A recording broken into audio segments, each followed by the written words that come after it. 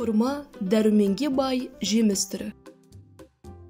Бұл жеміс көбіне Рамазан айында дастарханымыздан орын алады.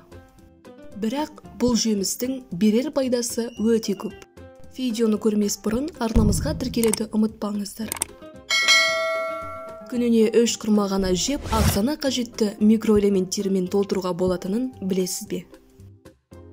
Израильдік зерттеулерге сәйкес, алмаға қарағанда құрмада өте көп дәрумендер бары дәлелденген.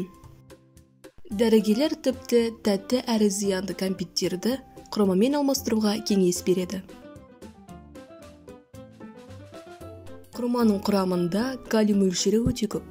Бұл өз кезегінде жүректің дұрыс жұмыс істеуіне және жүрек талмасының алдын алуға мүмкіндік береді. Бауырды токсиндерден тазалауға көмектеседі. Егерде аш қарынға желінсе, бауырдағы және ішектегі құрттарды өлтіреді. Құрма көз жанарының көру қабілетін де жоғарылатады. Құрамында сәбіздегідей А дәрумені өте көп. Егер өзіңізді сергек әрі қуатты сезінгіңіз келсе, күніне бар болғаны 3 құрма жесеңіз де жеткілікті. Күніне 3 құрма жеу арқылы сіз бір күнге жетерлік қуатты аласыз. Құрма асқазан ішек жолдарының бұзылуында да таптырмас ем. Тіпті құрманы жеу арқылы асқазан жарасының алдын алуға да болады. Тері құрғаса, әжім ерте келсе, шашыңыз сынғыш болса, онда сізге дереу құрманы жеу керек. Себебі құрманың құрамында йодтың мөлшері өте көп. Құрманы сүтке араластырып, қалампыр қосып ішсеңіз, өкпе қабынуы сияқты тыныс жолдарының ауруларына да шипа болып келеді.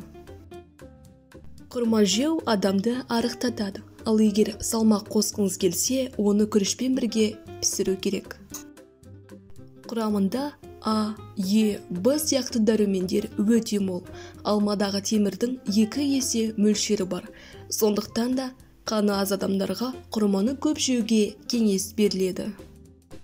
Жаңа босанған ана үшін таптырмас жеміс, себебі ана сүтін молайтады.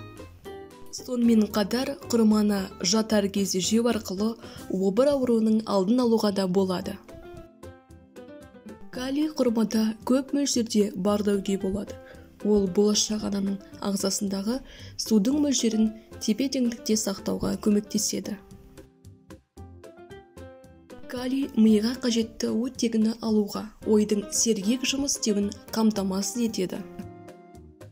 Құрма адам иммунитетін көтеретін дәруменге бай жеміс түрі. Оны молырақ пайдалану арқылы біз ағзамызды, организмді түрлі қауіп-қатерден сақтап қаламыз.